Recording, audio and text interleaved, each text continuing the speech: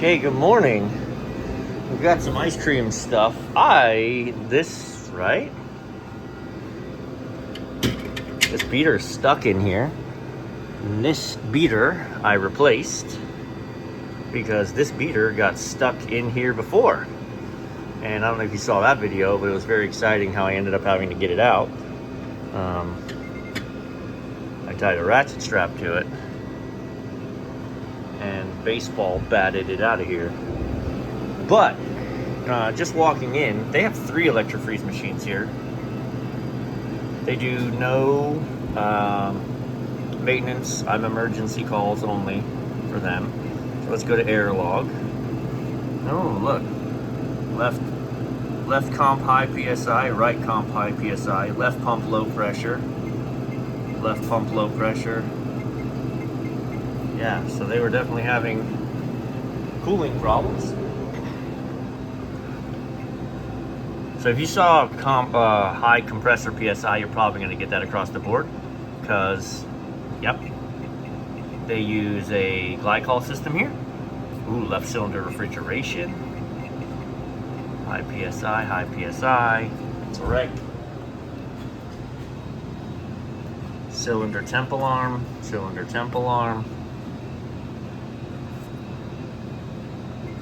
I wonder if they turned off air log.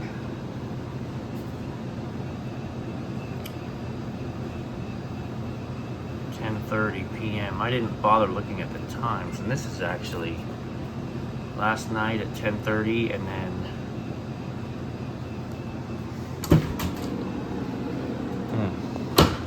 well, let's focus on the matter at hand. Just figuring out if we can get this out of here for them. Well, we definitely can, but figuring out what's going on with it. Why she keeps getting stuck. I didn't replace the coupler. The coupler was okay, but the back shaft of this is slotted, right? And you can see, let's show you this. See, so you can see the receiver is slotted. And so the back is just the blade that goes in. Alright, I did a little bit of shenanigans, but we're not going to go that route today. I'm going to pull this. This is a pain. So this gear reducer box, I'm going to pull it off. So we got 4 bolts on either side. It's one big unit. And then these couplers, which this one was already loose. I wonder if it's broken. All these couplers are loose. Weird. Yeah, and then it's cast iron. It weighs a freaking ton. So we have to pull all the belts and then remove this off the back side.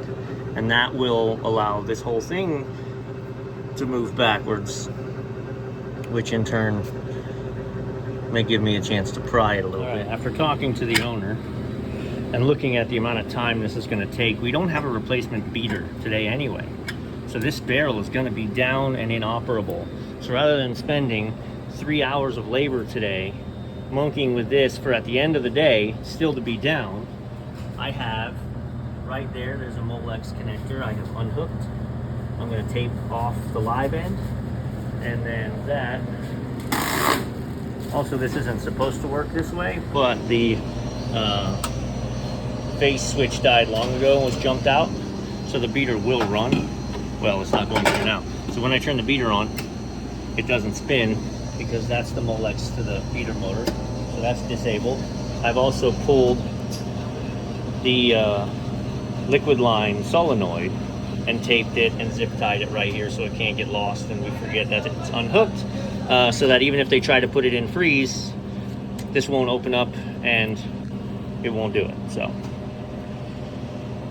oi. They're also saying the left side doesn't freeze consistently and they hear squealing of the belt. I've had to charge this side a few times before, so we may just throw some gas in it so they're good with this. So they have all their parts they cleaned. Look at these blades. These are definitely, look at that. Those are, that's a part of not getting good ice cream, is you're not scraping the edges. Now we have primed and filled this left side. Right side is, and you'll hear the contactors, but it's completely disconnected. It won't do anything. The pump will, so they can assemble the pump and it'll run, because I wanted them to still be able to run sanitizer through this barrel if they want to, but it's gonna make a mess because the rear beater seal, although on there, isn't on there tight anymore. So, I mean, that's all we can do. They, that's all we can do.